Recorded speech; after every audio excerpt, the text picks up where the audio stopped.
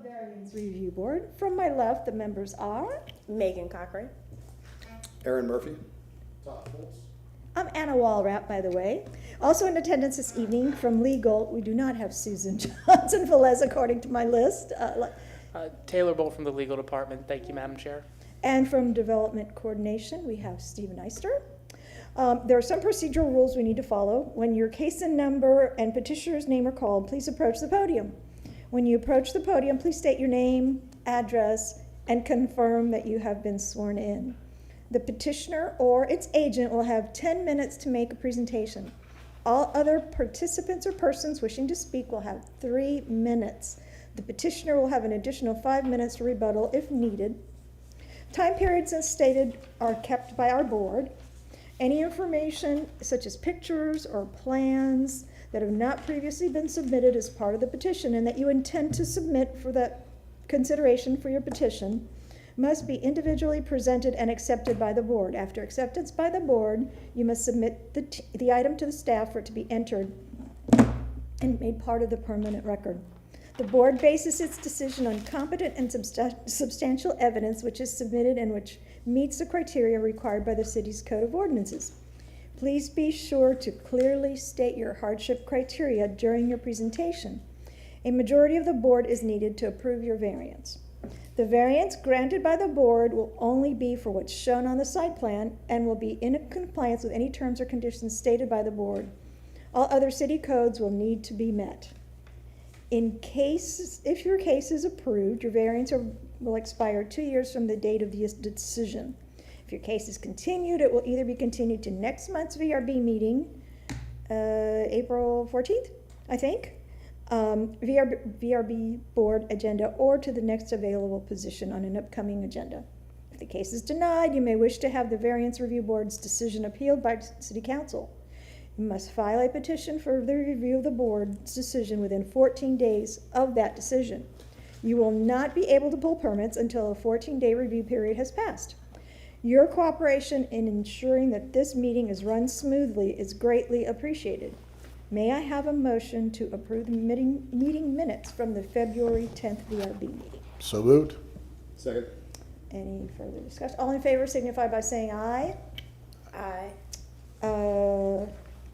And Taylor, do we have, you have some questions for the board, yes? Yes, Madam Chair, thank you. In reviewing tonight's agenda, did any of the board members have any ex parte communications? No, sir. Thank you. Let the record reflect everybody answered in the negative. And then lastly, in reviewing tonight's agenda, do any board members have any conflicts of interest? No. No. Thank you. Let the record reflect everybody answered in the negative. All right. I'd like to swear in the participants. Do you swear or affirm to tell the truth, the whole truth, and nothing but the truth? I do. Mr. Eister, please. All right. Welcome to the March 2026 Variance Review Board. The first case on the agenda for tonight is VRB-26-08. The owner is Giant... I'm sorry, are there any changes to the agenda? Did we discuss that? There are some changes to the agenda. Okay. Cases 3 through 6 have been misnoticed, Oh, dear. so we will only have 2 cases tonight. Okay. Thank you, sir. No problem. Madam Chair, if I Yes. may, I believe we're going to need a motion to continue those items to the next meeting. They will be renoticing, so... Oh, okay, never mind then. Yep. My apologies. Thank you, Stephen. No problem. So Okay.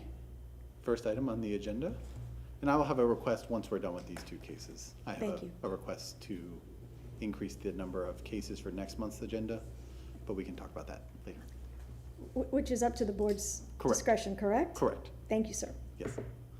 So the first item on the agenda for VRB-26-08, the owner is Giant Oil Inc. The applicant is Johnson Pope. The property address is 2901 North 50th Street. The zoning is commercial intensive. The request is to increase text height from 12 inches to 31 inches. Request to increase sign square footage from 15 square feet to 72 square feet. A request to increase height from 6 feet to 49 feet. with a setback of 12 feet on the south and 130 feet to the west. The code section in reference is 27-240-2F, and there was a previous complaint in 2025 for a non-conforming sign. These are the code sections under 27-242-F. This is for the following sign standards shall apply for new signs. This sign's located within an overlay, which creates the additional restrictions on the signage. Parcel permitted to have more than one building sign may not have those abut the corner of the building. A minimum separation of 10 feet shall be required between such signs. A minimum separation of 4 feet shall be maintained between single signs on the same facade.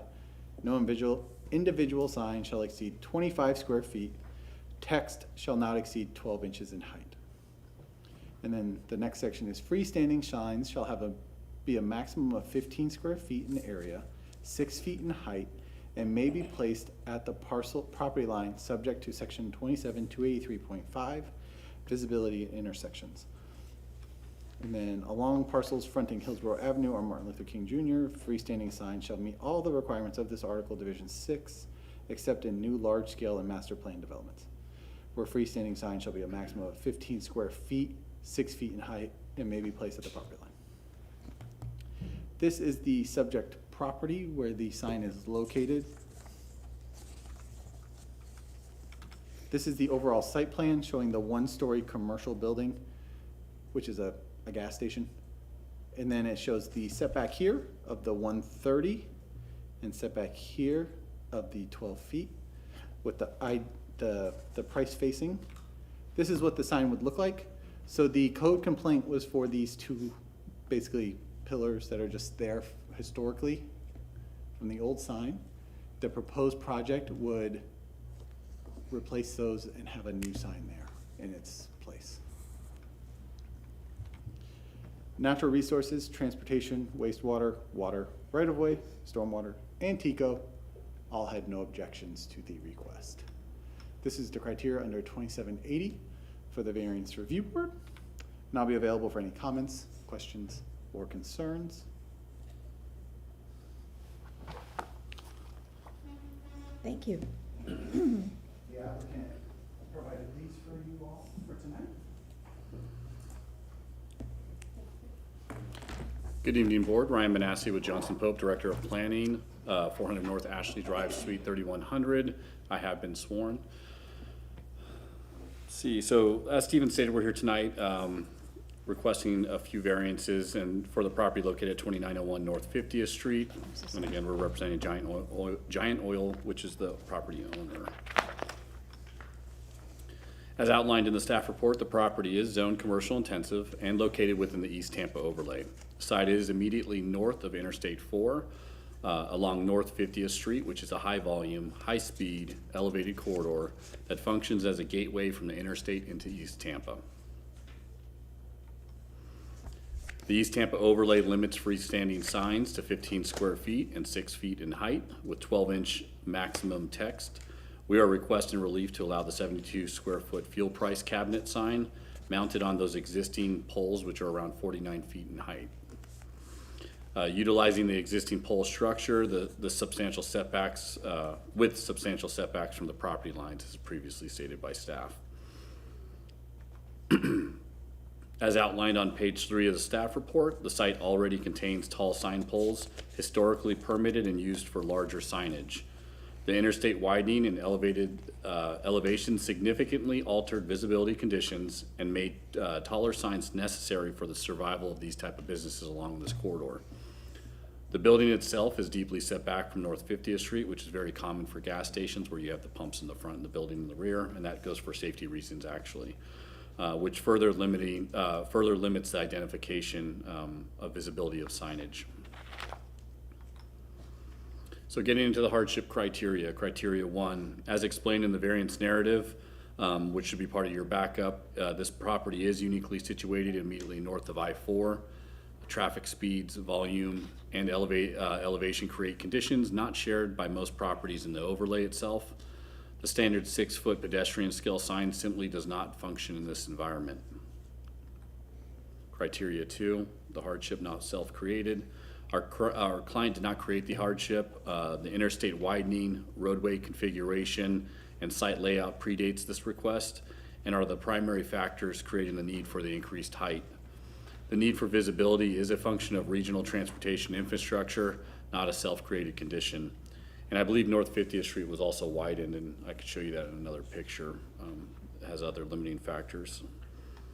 As far as criteria 3, the public health and safety welfare, every reviewing department reported no objections. The sign improves advanced visibility for motorists exiting or traveling along 50th Street and mainly the interstate. Clear fuel pricing visibility reduces abrupt decision-making and enhances safety. Criteria 4, harmony with the code and the comprehensive plan. This corridor functions as a higher intensity arterial adjacent to the highway system, and the request represents a practical adjustment responsive to that context. The proposal remains consistent with Land Use Goal 6, which is the mixed-use corridors, and Land Use Objective 6.1, which support corridor redevelopment that balances mobility and economic activity, as well as the plan's economic development policies promoting competitive, viable commercial corridors. Criterion 5, substantial justice. Strict enforcement would render the sign ineffective and place the interstate adjacent site at a disadvantage relative to other similarly situated businesses. Granting the variance ensures substantial justice while maintaining appropriate safeguards. Now, slide 10 is directly related to the exhibit that's handed out in front of you. They should be in order that's on screen there. And this is, I just wanted to show you some surrounding research we did at the area to show you some of these larger signs that don't meet the East Tampa overlay, and they're obviously more driven towards that interstate corridor. And that's why you see these higher, taller signs, to include the very top picture on the PowerPoint right there. You can see the traffic sign that's obviously done by either FDOT or the local jurisdiction. You can see the height of that and the placement of the verbiage on the sign. It's not to East Tampa standards, and that's because it goes back to visibility at these higher speeds. But just to go through the exhibit that was passed out, the first one you have there is the Holiday Inn Express, and that's at 2520 North 50th Street. You have the Mobile at 2602 North 50th Street, the Roadway Inn at 2902 Melbourne Avenue, the Shell Station at 2924 North 50th Street, Burger King at 2513 North 50th Street, the Days Inn at 2905 North 50th Street, and the Quality Inn at 4955 East 18th Ave. And I grabbed some of those pictures and threw them on the slide, but I wanted you to have the packet in front of you so you could really see the overall aerial and then each sign at those locations. Our research attachment identifies multiple surrounding properties along this corridor with larger freestanding signage exceeding overlay standards because of the unique factors I've previously discussed. This demonstrates a consistent corridor pattern recognizing interstate visibility needs for safety and economic reasons.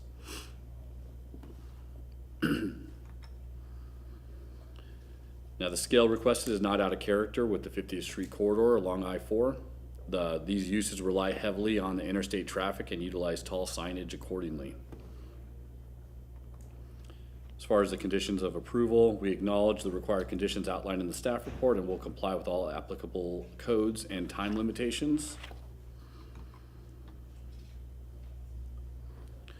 Now, we believe we've met all 5 criteria under section 2780 as outlined in our presentation, as well as our narrative submitted with the application.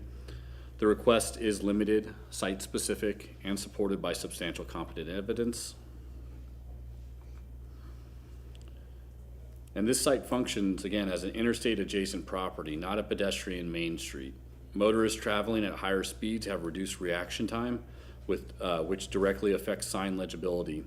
Larger text and elevated placement improve advanced recognition and reduce abrupt decision making. And some of this is from the chapter 479, and that kind of goes into the Florida Highway Sign Framework, and again, why the Florida signs are larger along these highways in the sign, so when you're driving you can see which way you're supposed to turn. Under chapter 479, it allows signs up to 65 feet in height within incorporated areas. This request is 49 feet and 72 square feet, is well below those thresholds and consistent with the recognized highway visibility standards. The variance simply aligns the sign scale with the transportation context of this property. And in conclusion, for these reasons presented tonight, Supported by the staff report, the variance narrative, the corridor research, we respectfully request approval of the requested variances. Lastly, this request reflects the unique interstate adjacent conditions of the property and is consistent with the broader state policy recognizing the need for safe and effective signage along highway corridors. With that, I'd be happy to answer any questions, and I have submitted this presentation as well as that exhibit to staff for the record. Thank you. Does that conclude your presentation? That does, yes, ma'am. Okay. Questions from the board? Anybody got anything? So you're gonna be using the existing piles or pillars that are already out there and just paint them up and Yes, sir. they're structurally built for all I can I show this on the screen? Or I used to know how to do this, but it's been a while now. So those existing, here I can use my pen, it should be up now. So as you can see here in this picture, so our sign company did the design of it, and that's where the variants come from, but you can see the existing sign poles, they'll be painted, and a new cabinet system will be placed.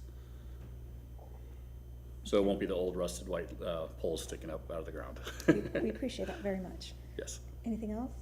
Okay. Okay, is there anyone here to speak? I should have asked before. Anyone here to speak for or against this petition?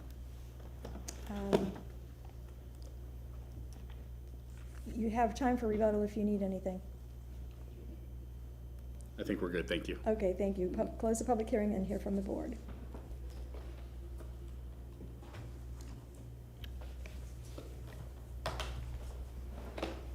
Yeah, I don't see much of an issue with this. It's a sort of grandfathered in existing sign. It's clearly has a good use and a reason to get up on the interstate so you can see the gas prices. Yeah, I think, isn't this one of those exits where you exit left instead of right, where it kind of splits on I-4 also, so Yeah. it's even more confusing because you're thinking you're gonna get off at the next exit, go right, and it's actually on the left, so. And I think that the DOT sign, someone blocks their signage already, so. Yeah, that's a very strange intersection, it's very confusing. Okay, go for it. I also don't want it to take away from that DOT sign. That's, DOT signs are there for safety. This is for commerce, Yeah. which, in my holds higher regard. But, again, I don't see too huge of an issue. Okay, then, guys, go for All it. right. So, on that note, I move that the variance request, let me make sure I get, is there a different one for signs?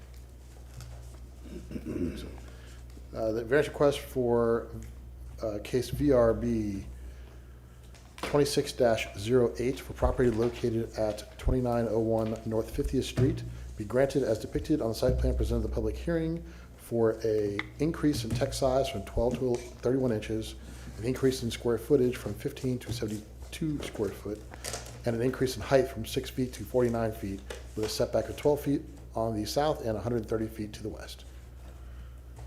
Based upon the applicant presenting competent and substantial evidence in the record and this public hearing for unnecessary hardship or practical difficulty, we're considering the 5 hardship criteria set forth in section 27-80 of the city code, specifically that this is an existing signage that was grandfathered in, and it needs to be up high so that people on the interstate can see it, and it provides wayfinding to the public. We have motions or seconds? Second. Okay, any further discussion? If not, I will call the question. All in favor of the variance as stated, please signify by saying aye. Aye. Any opposed? And your motion carries. Thank you, board.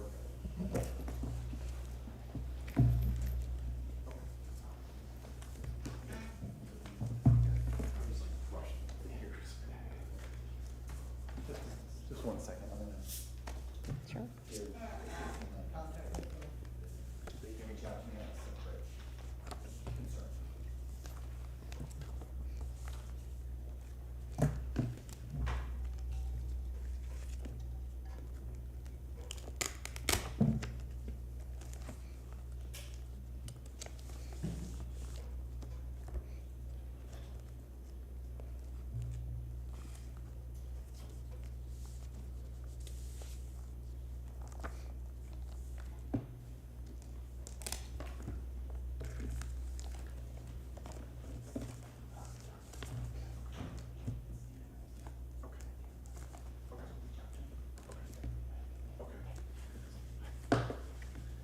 All right, on to the next item on the agenda, which is VRB 26-18. The owner is Matt Britton. The property address is 2713 West Fountain Boulevard. The zoning is residential single family, RS 75. The request is to reduce the rear yard setback from 20 feet to 0 feet for an existing structure. The code section in reference is section 27-156, table 4-2, schedule of area, height, bulk, and placement regulations of RS 75 district setbacks are 25 feet from the front, 20 feet from the rear, and 7 feet from the sides. There was a previous rezoning in 2003 for the existing building. So this is the property as it's currently stands. Previously, this was two separate properties. The home here in the front, see if I can get my mouse there. The home here was its own lot, and then the owner purchased the rear property with the existing building on it, creating one larger zoning lot, triggering the setback. And I have a zoom in on that as well. So this is how the property currently stands with the proposed improvements the owner is looking to make. So this would be the front of their property here along West Fountain, making this portion along Swan Avenue the rear, and then they have the existing building from the 1940s that is right there along Swan in the right of way. This is the rezoning application from 2003, showing the structure and its placement. The building is staying in its existing configuration. And then I believe the property owner is going to make some other improvements to the overall site, as well as replacing the roof and making some improvements there. So the main reason is when the building department saw what was happened to the building and the overall value of the building, they were concerned about the major renovation of the building triggering, which would then trigger the full compliance. So they are here today so they can move forward with the improvements, and the applicant can go more into detail on what those improvements will be. Okay. This is the just the notes from the rezoning, calling out the permitted uses of single-family residential and warehouse with business office and accessory uses as built, etc. Development review comments. Natural Resources had no objections with conditions.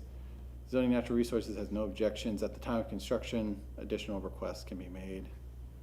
Transportation, wastewater, water, right-of-way had no objections or no objections with conditions. Right-of-way stated, no structures shall be placed with easements reserved by City of Tampa Ordinance 6844A and record in or book 3334, page 722, as shown on the survey. Also, no portion of the newly remodeled building can be within Swan's right-of-way, including but not limited to footer, overhangs, steps, and etc. Stormwater had no objections. TICO had objections due to a line project, and they stated they didn't want any buildings within that zone, but the building is pre-existing. They reviewed it as new construction.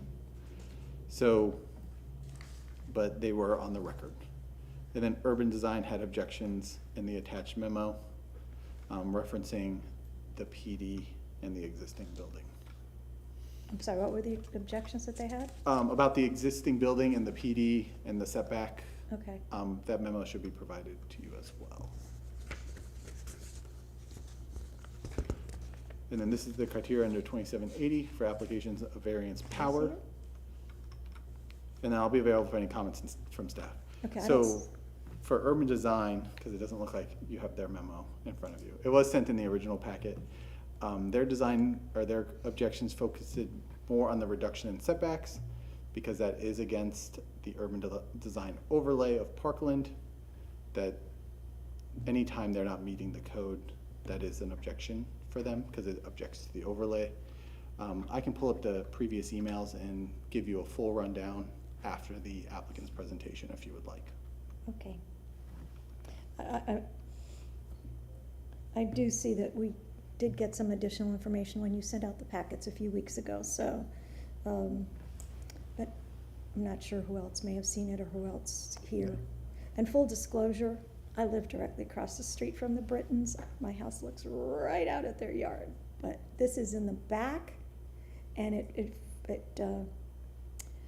faces Swan, and I had to actually drive, because usually I either come on Audubon or come off of Fountain, but that's not a street I usually drive. That stretch over by the hospital is to be avoided at all costs. So I'd like to hear what that report has to say. Yeah. Thank you.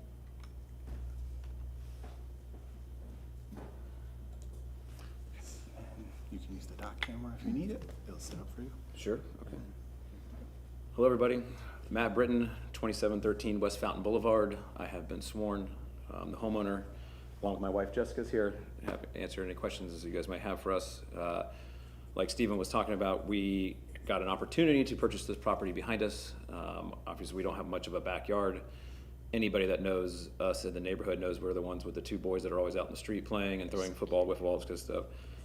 So that's only because we just kind of have a pool back there and a fence, and then this 50-foot commercial property that had been very problematic for the neighborhood for many, many years.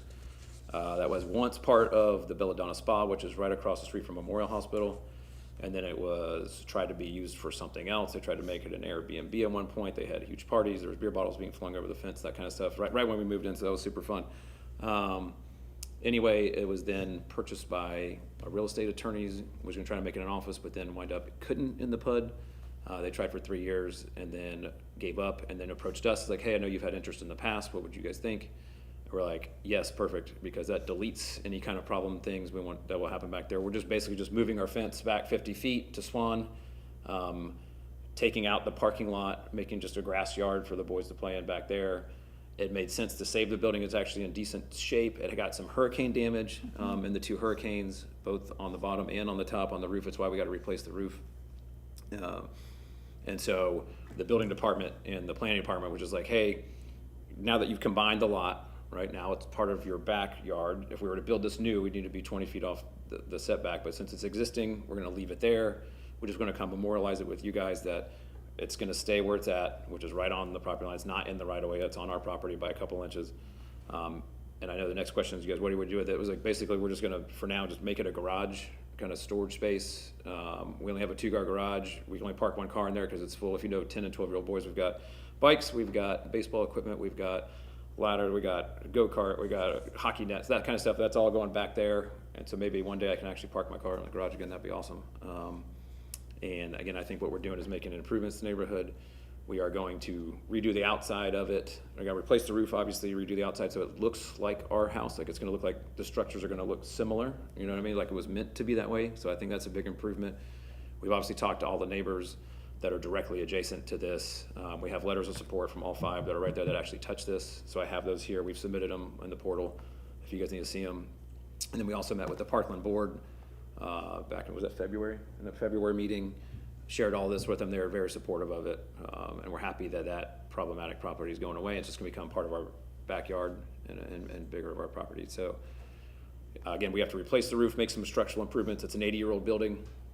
We had a structural engineer come out there and look at it. I got to put a couple little things, a tie beam or something, just to make sure the walls, like, so it's set up for the next 80 years and might as well do it the right way. And so here we are trying to get a permit to replace the roof and make some structural improvements to it and just memorialize the fact that it sits on the same right-of-way line that it has for the last 80 years. And so happy to answer any questions you guys may have. I think that's all we have for now. So Does that conclude your presentation? it does.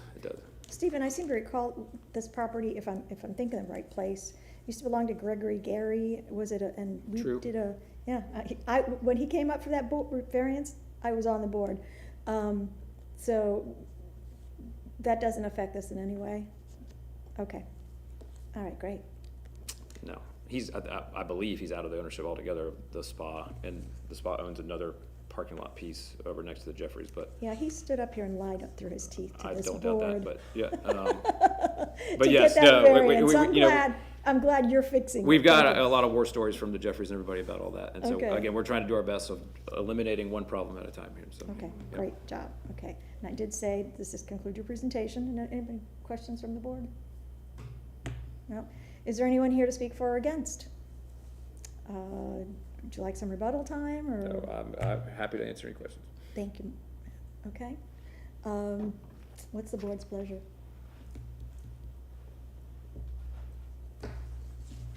The building exists, just because it got brought into the same property. Yeah. He could have kept it as two properties and it would still be there. It's not, you know. I That's don't a- think it harms anything to have that memorialized. If they tear the building down and rebuild it, they'll have to deal with the setbacks, but for what this is, we're just memorializing what's there. That's a really weird stretch of Morrison, of Parkland Estates, because on the other side of McDill, the houses go all the way, the lots go all the way back to Swan. But between Audubon and McDill, there's a few homes there where they had the back of it kind of notched out, and there's some weird commercial stuff back there. So this is actually restoring it, I think, to what the original intent was for the neighborhood, which was platted in 1925, so it's 100+ years old. So I can't make a motion, but I'll wait until one of you guys does.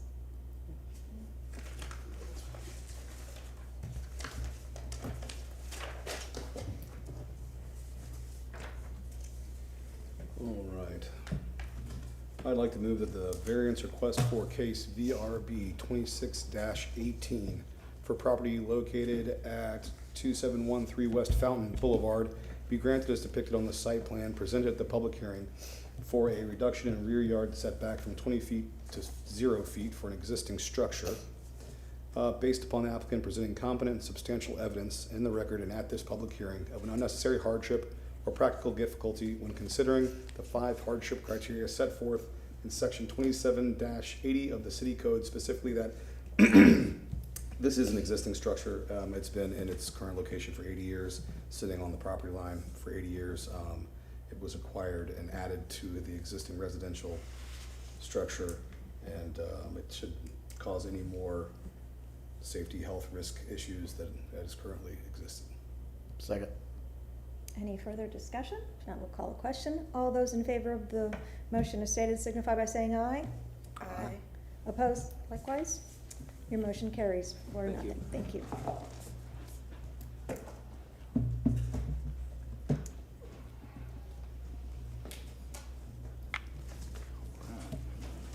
Stephen, you have some other business for us. Yes, ma'am. I would like to make the request to be able to waive the rules and procedures from 13 cases to 15 cases for next month. Just in case. I don't think we will hit that number, but we had a few cases misnotice this month, so they want the opportunity to go to next month. So as a way to try to accommodate them being able to fix their notices and what we already had going in the hopper, I wanted to request from the board if we could have that opportunity to be able to do such. And what happens if we say no? Then we're at 13. And then once we have 13 people who successfully notice and provide that notice to us, then we stop. And is it a vote from the board, or how do we? That is correct. A motion from the board, or how? Madam Chair, if I Yes. may. So according to the rules of procedure, under section 9, specifically 9.1, the board is able to waive or change the rules of procedures, as in this instance, as Mr. Eisner is requesting to expand the agenda.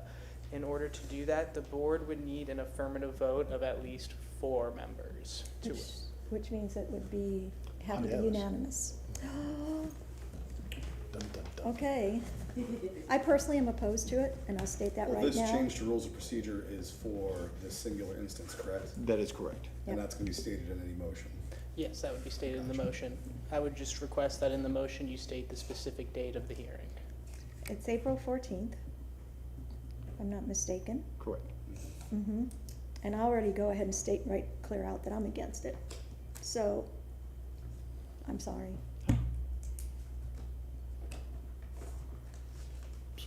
Do you want us to still try to make a motion? Nope. It's up to the board's I'm not discretion. sure what the, not So if we sure. make a motion, it's gonna fail. It's going to Does that- fail. So do we need to make a motion to deny it, or do we make a motion to? It's not accept it's it? at the board's pleasure if you decide to make a motion to waive the rules. You would not need to make a motion to keep following the rules as is. You would only need the motion if you would want to waive them for the next meeting. Okay. Sorry, guys. I was gonna say, if we have one that's not interested, then I don't see any purpose of making the motion. Yeah. So, all right, Okay, sorry. Oh, I said I would ask, so I'm asking. request denied. Anything else? I think that concludes all business for tonight. And then we stand adjourned. Go Lightning.